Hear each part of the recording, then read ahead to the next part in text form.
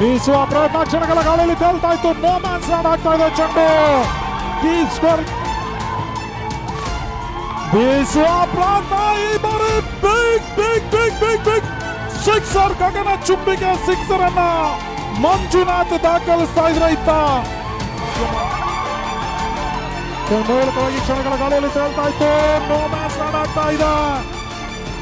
Karnataka media champions league 2026ರ champions ಪಟ್ಟದ ಜೊತೆಗಾಗಿ 10 ಲಕ್ಷ ನಗದು ತಮ್ಮ ಪಾಲಿಗೆ ವಹಿಸಿಕೊಳ್ತಾ ಇದೆ ಇಲ್ಲಿ TV9 ಕನ್ನಡ ಮಾಧ್ಯಮ.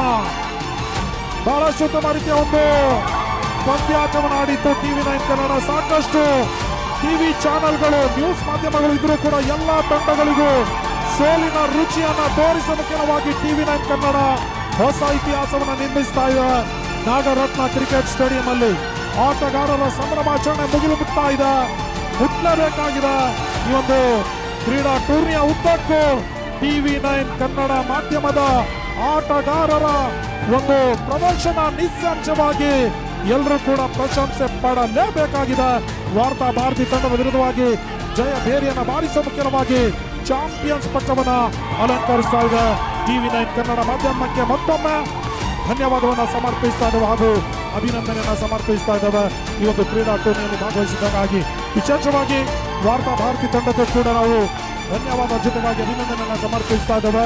ರನ್ನರ್ಸ್ ಅಪ್ ಪ್ರಶಸ್ತಿ ಪಡೆದಿರುವ ಸಲುವಾಗಿ ಮುಂದಿನ ಹಂತಕ್ಕಾಗಿ ಆತ್ಮೀಯ ಸನ್ನಿಹಿತರಾಗಿರುವಂತಹ ಅಬ್ಬಾಸ್ ಬಬ್ಲು ಮುಂದಿನ ಕಾರ್ಯಕ್ರಮವನ್ನ ನೆರವೇರಿಸಿಕೊಳ್ಳುತ್ತಿದ್ದಾರೆ. ಧನ್ಯವಾದ. ಎಲ್ರಿಗೂ ಶುಭರಾತ್ರಿ.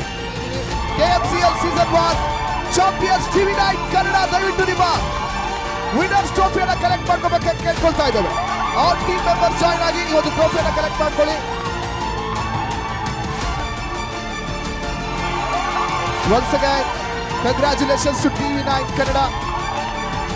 ಕರ್ನಾಟಕ ಮೀಡಿಯಾ ಚಾಂಪಿಯನ್ಸ್ ಲೀಗಿನ ಚೊಚ್ಚಲ ಎಡಿಷನ್ ಚಾಂಪಿಯನ್ಸ್ ಆಗಿ ಹೊರಹೊಮ್ತಾ ಇರತಕ್ಕಂಥ TV9 ಕನ್ನಡ ತಂಡಕ್ಕೆ ತುಂಬು ಹೃದಯದ ಧನ್ಯವಾದಗಳನ್ನು ಸಮರ್ಪಿಸಿಕೊಂಡು ಇದರೊಂದಿಗೆ ನಮ್ಮ ಈ ಒಂದು ಯಶಸ್ವಿ ಕಾರ್ಯಕ್ರಮ ಕರ್ನಾಟಕ ಮೀಡಿಯಾ ಚಾಂಪಿಯನ್ಸ್ ಲೀಗ್ ಪ್ರಶಸ್ತಿ ಪ್ರದಾನ ಕಾರ್ಯಕ್ರಮ ಟ್ರೋಫಿ ಸೆರೆಮನಿ ಕಂಪ್ಲೀಟ್ ಆಗ್ತಾ ಇದೆ.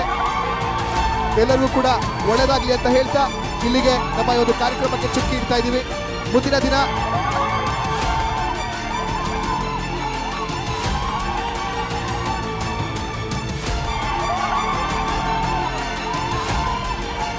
ನಮ್ಮ ಆರ್ಗನೈಸರ್ ದಯವಿಟ್ಟು ಜಾಯ್ನ್ ಆಗಿ ಇಲ್ಲಿ ಬಂದ್ಬಿಡಿ. ರನ್ನರ್ಸ್ ಟೀಮ್ ಜೊತೆ ಒಂದು ಫೋಟೋ ಸೆಷನ್ ಮಾಡ್ಕೊಳ್ಳಿ ಅಂತ ಹೇಳ್ತಾ ಇರ್ತಾ ಇದ್ದೀವಿ.